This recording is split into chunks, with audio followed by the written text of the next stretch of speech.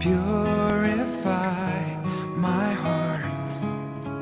Let me be as gold and precious. Oui, bienvenue encore.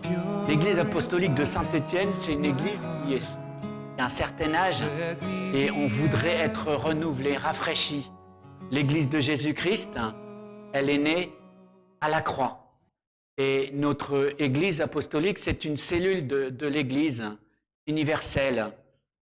Je ne prétendrai pas que nous sommes tous membres de la grande église, mais on veut faire notre maximum pour que ce soit la réalité. Et surtout, nous voulons nous conformer aux exigences du royaume. Nous voulons que Jésus puisse dire « Ah, c'est bien, ils obéissent à ma parole. Alors Seigneur, on a besoin de ton aide. Merci Seigneur de nous amener dans l'obéissance que ce matin, je vais partager avec mes frères et sœurs. Seigneur, quand moi, j'aurais fait une entorse, que je puisse le signaler, que je puisse être vrai devant toi. Ça va pas être facile, Seigneur, parce qu'on aime bien montrer une bonne apparence et toi, tu détestes l'hypocrisie. Alors, merci de nous aider ce matin. Ouvre mon cœur et emmène-nous à une correction, à une justice, celle que tu veux, Seigneur. Nous voulons chercher d'abord ton royaume et ta justice, et tu nous promets que le reste, tu nous l'accorderas.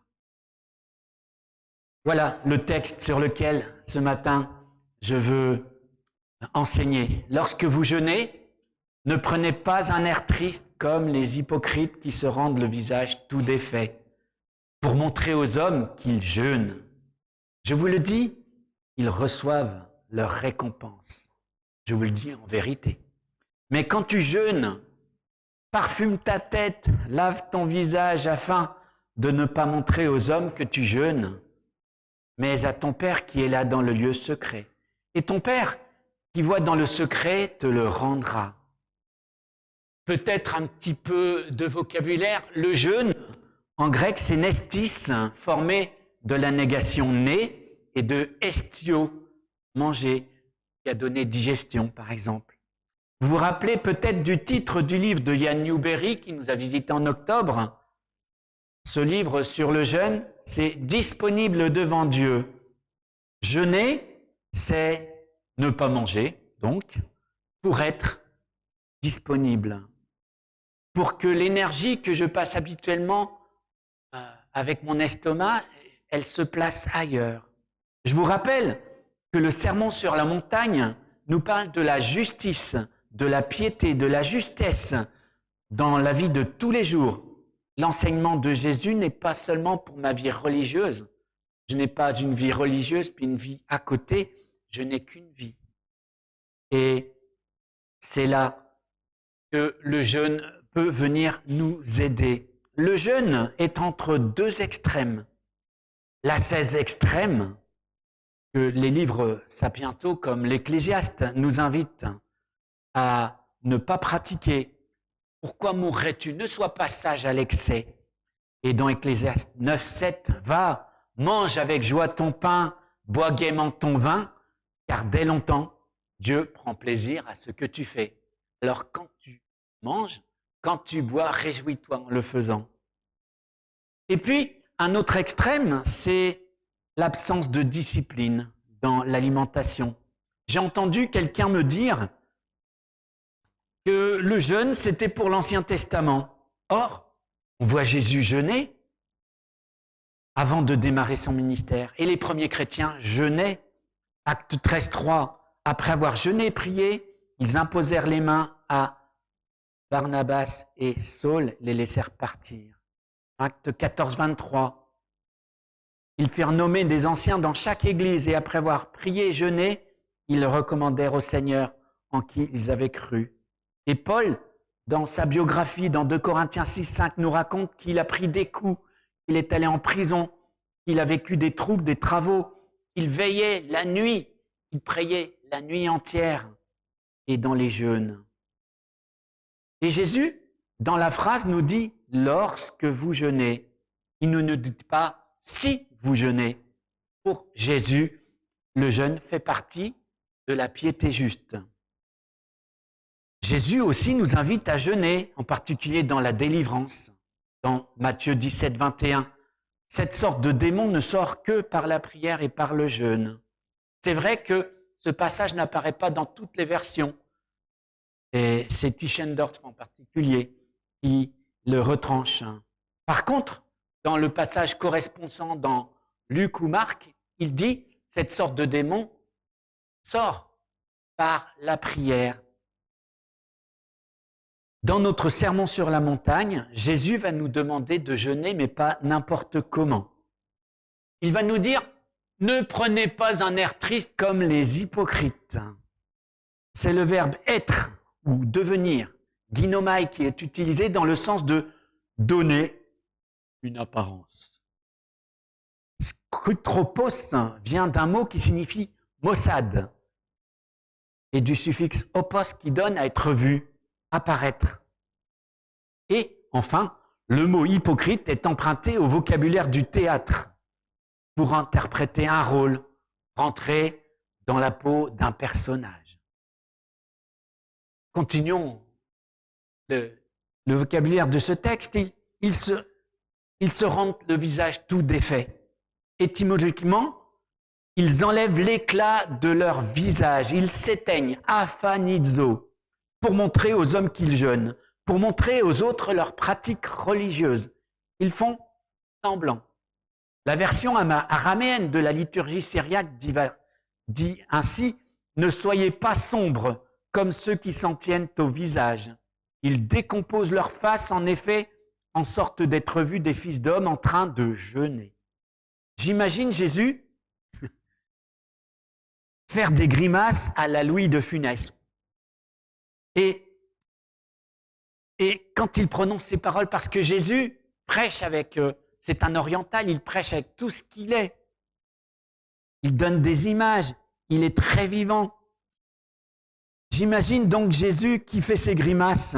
Je crois Jésus bon vivant sur cette terre, qui ne refuse pas les invitations pour les repas, qui accueille le parfum qu'on lui verse sur la tête, qui n'hésite pas à demander à boire à une étrangère, qui change 340 litres d'eau en vin. Je crois que Jésus aime faire la fête de la bonne façon. Et comme pour l'aumône et la prière, Jésus commence en nous disant ce qu'il ne faut pas faire. J'y reviendrai dans ma conclusion. Alors quand tu jeûnes, il nous dit « parfume ta tête, lave ton visage ». Là, quand j'ai lu ça, j'ai pensé vraiment fort à David, quand il a jeûné et prié. Vous vous rappelez dans 2 Samuel 12 que l'enfant tombe malade, c'est le fruit de l'adultère de David et Bathsheba, et cet enfant, eh bien, il est destiné à mourir. Mais David jeûne et prie pendant 7 jours. Puis au bout de 7 jours, l'enfant meurt. Et les gens, ils n'osent pas dire à David, l'enfant est mort, mais quand ils voient qu'il tourne autour de lui, il est mort, c'est ça? Oui. Alors il se lave et il mange. Alors ils comprennent rien. Ils disent, mais ça sert à quoi que je continue de jeûner et prier? Dieu a décidé. Voilà, j'y vais. Jésus propose l'attitude inverse de celle des hypocrites. Ceux-ci, en fait, n'en ont rien à faire de Dieu. Paraître, profiter, surjouer. Jésus nous invite à une prière qui sent bon et qui soit agréable à Dieu. Dans 1 Timothée 2, Paul nous invite à élever des mains pures dans la prière. Jésus nous invite à une prière agréable à Dieu. Jésus nous propose de le faire avec un visage propre, débarrassé de tout maquillage d'acteur. On ne le lui fait pas. Il entend bien quand nous changeons de voix dans la prière. Et déjà, en son temps, le prophète Ésaïe donnait les conditions pour que le jeûne soit efficace pour ses contemporains. Annonce à mon peuple ses iniquités, à la maison de Jacob ses péchés. Tous les jours, ils me cherchent. Ils veulent connaître mes voies, comme une nation qui aurait pratiqué la justice n'aurait pas abandonné la loi de son Dieu. Ils me demandent des arrêts de justice. Ils désirent l'approche de Dieu. Que nous sert de jeûner si tu ne le vois pas, de mortifier notre âme si tu n'y as point égard? Voici le jour de votre jeûne. Vous vous livrez à vos penchants et vous traitez durement tous vos mercenaires. Voici, vous jeûnez pour disputer et vous querellez pour frapper méchamment du poing. Vous ne jeûnez pas comme le veut ce jour pour que votre voix soit entendue en haut. Est-ce là le jeûne auquel je prends plaisir un jour où l'homme humilie son âme? Courber la tête comme un jonc, se coucher sur le sac, la cendre, est-ce là ce que tu appelleras un jeûne, un jour agréable à l'Éternel? Voici le jeûne auquel je prends plaisir. Détache les chaînes de la méchanceté, dénoue les liens de la servitude, renvoie libre les opprimés, que l'on rompe toute espèce de joug, partage ton pain avec celui qui a faim et fais entrer dans ta maison les malheureux sans asile. Si tu vois un homme nu, couvre-le et ne te détourne pas de son semblable. Continuons avec Jésus qui nous dit, afin de ne pas montrer aux hommes que tu jeûnes, parce que la vraie piété ne se pratique pas devant les hommes. C'est une erreur de croire que l'on va attirer les gens à Dieu en pratiquant notre religion. C'est par autre chose qu'ils vont pouvoir vérifier que nous sommes enfants de Dieu. À l'amour, les uns les autres. 13, 35. Et c'est un mauvais témoignage quand on montre aux gens, voilà comment je fais. Et ce matin, si je vous disais, voilà comment je jeûne, ça serait pas bienvenu. Tu veux apprendre à jeûner, bien. Tu sais comment moi je fais. Mais Jésus nous en demande d'abord une pratique personnelle. Alors, on pourra discuter éventuellement de comment est-ce qu'on fait quand on veut jeûner en église. Mais en tout cas, cette discrétion est indispensable. Et par le passé, il m'est déjà arrivé de me vanter, de dire, voilà, j'ai jeûné tant de jours. Je perdais ma récompense, comme on va le lire dans la suite. Mais à ton Père, qui est dans le lieu secret, c'est lui le vrai destinataire de la lecture de mon comportement de jeûneur. En me privant de cette nourriture ou de cet écran, et pour moi c'est un combat particulier parce que c'est un outil de travail, comment utiliser l'écran à bon escient sans que ça devienne quelque chose qui me asservisse.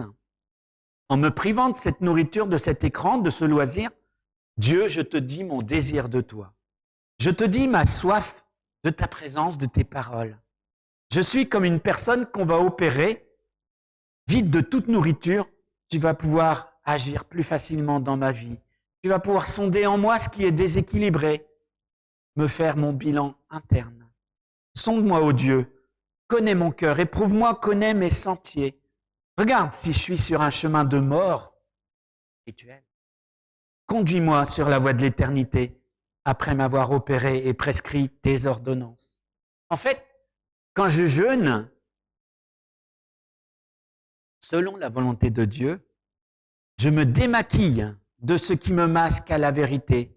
Je défais mon faux visage, celui que j'aime montrer aux autres, et je me laisse découvrir, comme dans Hébreux 4,13.